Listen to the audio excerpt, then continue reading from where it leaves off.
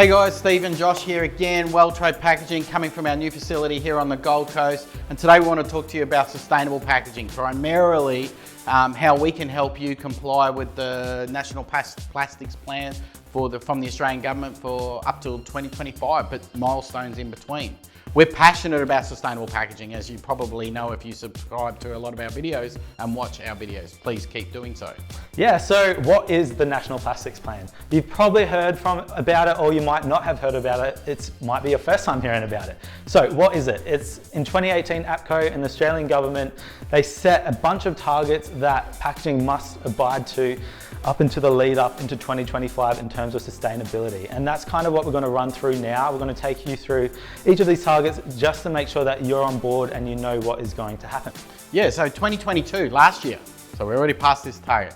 There was a big focus on non-fragmentable packaging. So what they want is that anything that does fragment or anything that is non-fragmentable is allowed, but anything that fragments is not allowed. So to stop things like some compostable packaging that leaves microplastics in the soil, not a great thing for our children and things like that. We've got contaminants going into the soil. So one big thing, last year, all brands started, we shouldn't be using fragmentable packaging, we should be using non-fragmentable plastics. Yeah, that's exactly right, and that's why at Weltrade Packaging we offer biodegradable packaging, which essentially means that if your packaging has this biodegradable aspect to it, it will biodegrade in landfill within 6 to 10 years, leaving no fragmentation or microplastics, which is really good news. It just leaves behind, your soil and gases, which is not harmful to the environment. Yeah, next target, 2023, this year. 80% of packaging in the supermarket, so whether you're in the supermarkets yet or you're wanting to get there, 80% of packaging in the supermarkets should be using the new recycling codes. So the codes changed with the plan and the basically showing elements of the packaging and which part was recyclable and which part wasn't, and what level and everything else like that. We can help you with that. We can walk you through it, help you find the right recycling logos. If you're one of our clients, we don't charge for setups. So on print jobs, so the next print run, you can accommodate the new recycling codes. Yeah, exactly right. And another target which is more set to 2025 is, and it's actually quite a big one where a lot of brands are going to get caught out, is that your packaging must be either 100% recyclable, reusable, or compostable.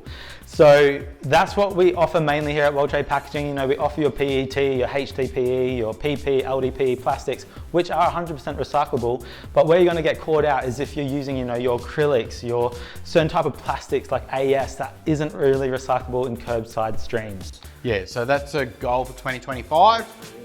Maybe monoplastics could be caught up in there somewhere. Multi-layered plastics, laminate plastics, that could be a problem by 2025. We're waiting to see if they change some goalposts in that one.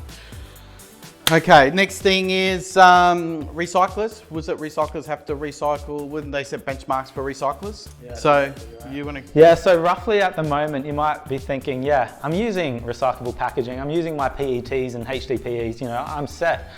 All my packaging is actually getting recycled, but that is not the case. So currently recyclers are actually only recycling about 13% of this type of plastic. So another target which is more set for these recyclers is that they're now going to have to aim to achieve above 70% of recycling. Which is a great thing.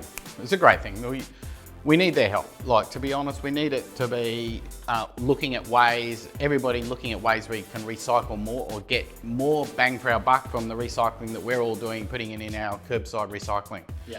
So the next target, which is also a bit of a tough one for a lot of brands, is that in 2025, there's going to be a target that your packaging must have at least 20% of recycled content. So this is for plastic packaging. If you're using plastic, it must have 20% of recycled content, which is good news for our Weltrade clients because, for example, our PET, we offer our PET plastic, which can be up to 100% of recycled plastic in that, as well as our HDPE, PCR components. We've got plenty of options there that can meet this target already. Yeah, so remember these are 2020, these last couple of 2025 targets are a couple of years away, but they'll come around quick. So what we really need to do is work hard to make sure we have a plan to action those, keep our eyes open to see if any of those goalposts move in terms of government regulations. But right now, Weltrade Packaging can accommodate all of these targets and actually exceed those targets. Some of our things, like Josh just said, 100%, we can do it now. So it's just a matter of, are you ready? Everything else down your path. So hopefully that shed some light on this for you. Yeah. And if you're at the stage where you're like, oh, I'm still a bit unsure what my current packaging is, if it meets these requirements, and you want us to have a quick brief through order of your current range, all you need to do is click the link below or the button below, or give us a call, and then we'll give you a packaging order and then make recommendations based on that. Yeah, not a problem. Either way, whatever works for you. Either click the email link or the link on YouTube or whatever the hell you're doing. Wherever you're watching it from.